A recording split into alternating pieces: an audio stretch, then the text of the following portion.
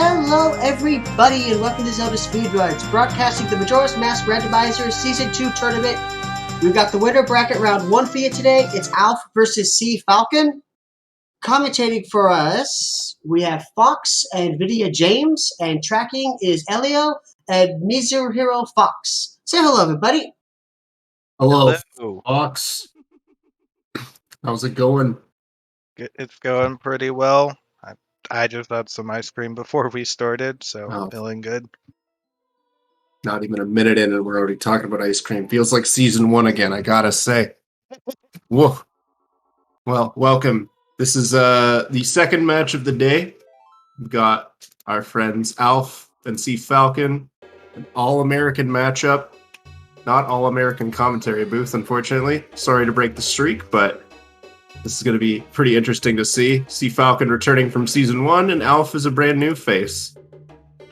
And I made their name in the scene a little bit after Season 1 concluded, and very quickly established themselves as a capable player. Won a weekly here and there, I think. And now we'll see how they stack up against the veteran player. Yeah, I'm honestly thinking this is one of the more even races we got on for round 1. Yeah. So it's absolutely. I'm very excited to see how this one goes. This is one of the matches that's definitely closer, at least in terms of a seeding perspective, because you've got the 16 and 17 against each other, and then the 15 and 18, which is what we're seeing here today. So two very, very equally matched racers, as far as quals would determine it anyway. And Alf's got to turn his stream alerts off, but hopefully that won't be a problem. Meanwhile, I noticed we also have a land title deed on the South Clocktown Tower, so it'll be interesting to see how that comes into play. Usually if I see paper early on, I'm tempted to save scum and check toilet hand. That'll often, give you maybe a distinct advantage as long as you can pay attention to the logic. You don't have an in-logic stock pot in, but you can still make your way in. Then that may present an advantage, or maybe it'll just mean absolutely nothing. We'll see. Yes, it's true. Both of these players also play Ocarina of Time Randomizer, though Alf is one of our own. Alf is our boy. He started with MMR and then transitioned over, so We'll see how that goes. Cfalcon, on the other hand, is a seasoned Scrubs player. He's but also more than capable in MMR. Here we go. The race is starting. Who's gonna grab the paper? Who's gonna leave it to dry? It's like Alf's not. Alf's setting up a backwalk for laundry pool. All right. Grab that fairy along the way. That'll make routing a little bit easier. Just a little fairy there. And we got shoes in the tree, so nothing too useful there either. We will at least go and see what Tingle has for us. Is Alf gonna go for the South Clocktown chest? Oh, he's going for advanced gamer strats here. Oh, almost getting it first try. Huh! Yep. Very YOLO method right there. Yeah. But hey, it works. Nothing much there. Cfalcon going for Observatory opener. I'm not sure what Alf goes for. He might go for a little bit of a hybrid opener. We'll see. Now he's grabbing the paper. So, unfortunately, you are my victim here as my co-commentator when we're in the opener stage of things, and so I'm gonna attempt to talk everybody's ear off about openers. But for those who don't know, there's plenty of different ways you can structure the first couple minutes of your run, and they're all pretty viable. It all comes down to your play style and preference and what you want to make out of the first few minutes. But essentially, you want to orient yourself around the couple of time checks that exist in the early stages of the game, such as Room Key and Blast Mask. Those are two checks that are very time sensitive, and so you'll need to plan accordingly and have enough checks to kill time so you're able to check them. Looks like we got a red rupee and a razor sword on Tingle, so nothing doing there. And some Chateau Romani from the observatory. So early bottle, it's pretty nice. Not in logic yet, but shouldn't have to pay too much attention to that. It's nice to have Chateau early. And then a Kamaro mask on the Great Fairy human.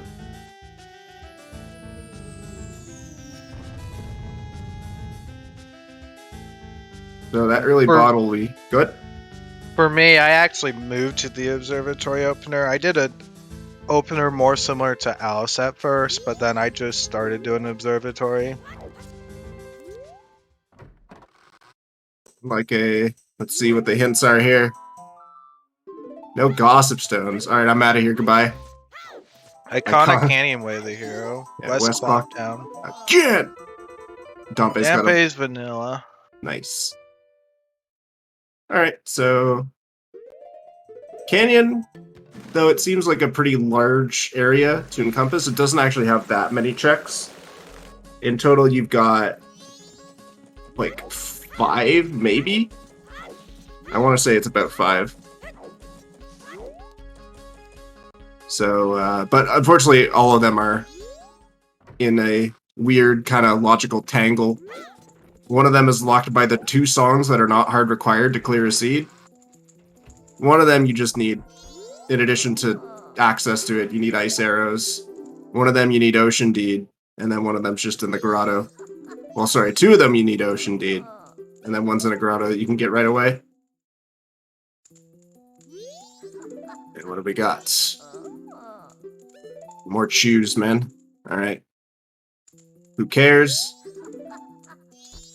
But yeah, Observatory Opener is geared around killing as little time as necessary to have access to Stockpot Inn. You do the Observatory to set up the scrub, and then you essentially go for this room key check that Cfalcon's doing as soon as possible. Do a couple more things, you go to the laundry pool and you grab the fairy and you make it night. So that way you can check that later. And then the goal is just get to Blast Mask as fast as possible, and you do it through a sequence of Termina Field checks. You just loop around a bunch of Termina Field that you can do right away. And it's extremely efficient for getting timed checks out of the way as fast as possible. If your progression is like in day 2 Swamp, or, you know, day 3 in Chest, or even Doggy Racetrack Chest, then Observatory Opener will make it to those checks way before any other opener, and that is its distinct advantage. Although it does come with some inherent disadvantages, such as it doesn't rush raw number of checks as fast as possible. So, you know, a South opener would get as many checks as possible out of the way as early as possible. So if there's a Goron mask in like Road to Southern Swamp, then you'll get obliterated if you do Observatory Opener. It's also not amazing for money routing.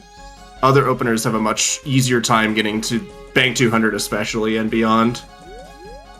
But again, if you're just going for timed check and efficiency, then Observatory Opener cannot be beat.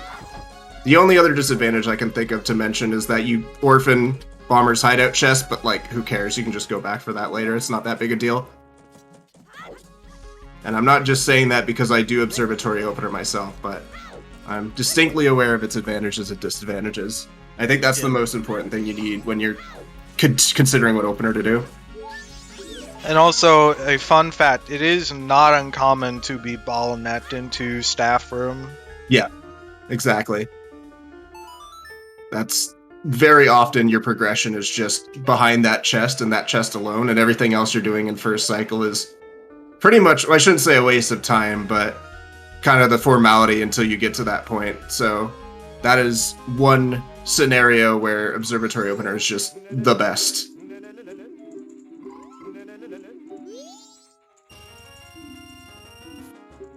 Man, Cfalcon's got some rad music, I gotta say. I'm loving these jingles.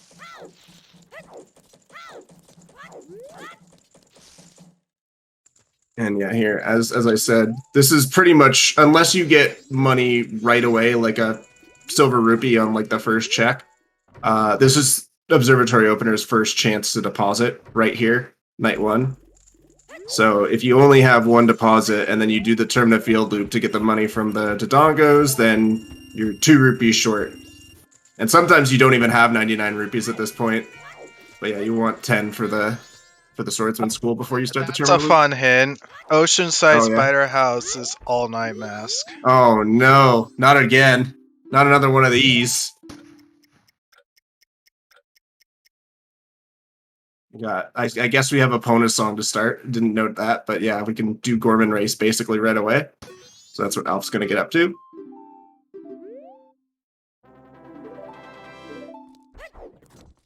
Yeah, I can't think of a single location that I would call a bad Way of the Hero. The Clocktown ones aren't great, but even then they still have a decent amount of information.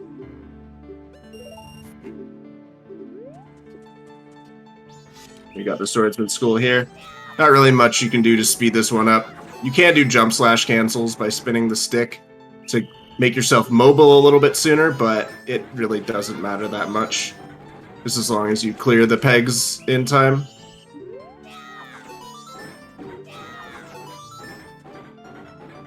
Oh no, Alf. Oh, that might This be is- a loss right here. It's still winnable, still winnable. Let's go, let's go, let's go. Opponent, you can do it! We'll see if they're holding their Okay, heads that in was a shape. white fade out, so it was a win. Yeah, there you go. And got Ice Arrow on Swordsman School, nothing on Gorman Race. Alright, there's your West Clocktown Way of the Hero. Yeah, good to get that out of the way soon. Cfalcon only now realizes that we have a Pona song to start. So Oh, and he's just going for it. you might just go to Cape right now or Coast right now. Beaver's got Stone Mask. No need for that one. Oh, where's he going? I have not seen this variation on Observatory where you grab a Pona night 1. Oh, I have neither. Yeah, this is... Yes, Jess, the white fade applies to this minigame too. It applies to winning Goron race as well. Right. Yeah, the Goron race I knew about. But... yeah, who knows. What's in the tree? I can't tell what that is. Maybe we'll see it a little bit later on Cfalcon's screen.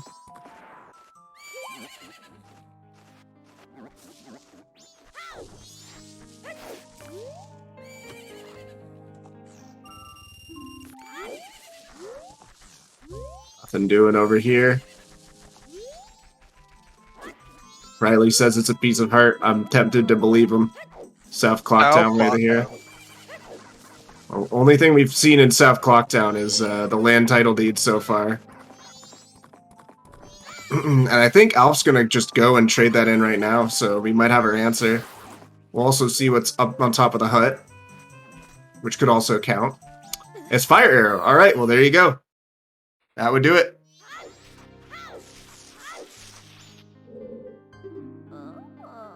And nothing on the trade-in, but hey, as soon as we get Deku or Goron, we can check what that is. Or we can, not check it, but grab those fire arrows. Of course, only Deku puts it into logic, but whatever.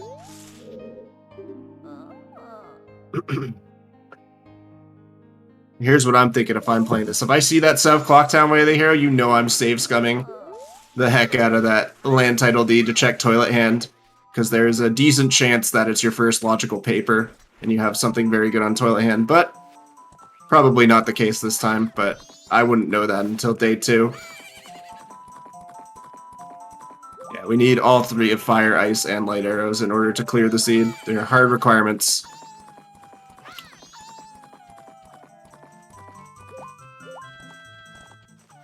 Just get another hint here. That's a West Clocktown Way of the Hero.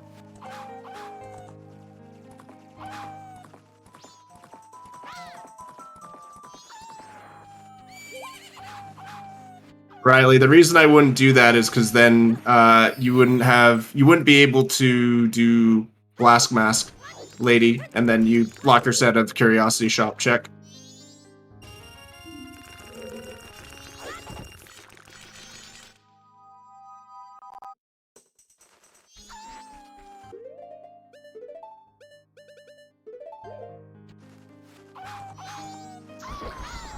Oh, nice Wolfos kill there from Epona.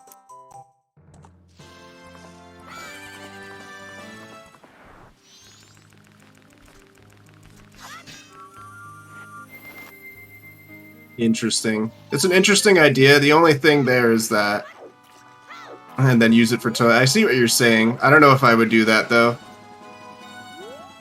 Because the issue is, if it turns out that Goron is locked by fire arrows, then you need to turn in the land deed and then use Deku to grab fire arrows, so you would lock yourself out of that.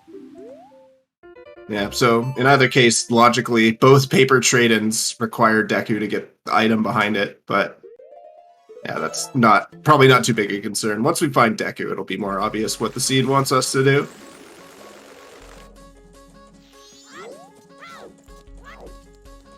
Offsetting a Scarecrow song here. About to see the Blast Mash check. I think Cfalcon's gonna go trade in Chateau and jack up his bank a little bit. Yeah, once he trades in the Chateau, he'll be fine for bank 200.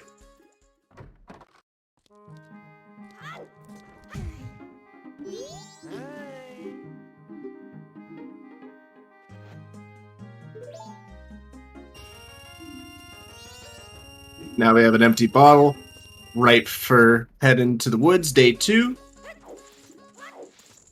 Yeah, he's going to buy a red potion right now, and then deposit the rest of that money. He's got more than enough time.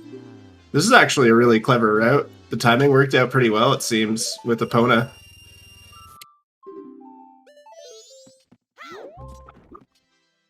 And then whenever we're ready to go back to the woods, we can just use the owl statue. Oh, deposit your money! Okay, he's fine. Depositing a hot 69 rupees into the bank. And we'll see what bank 200 is. It's a bow! Hurrah! And that opens up quite a bit for us, doesn't it?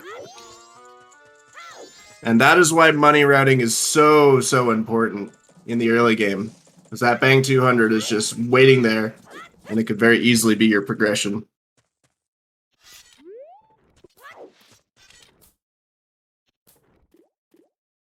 Now the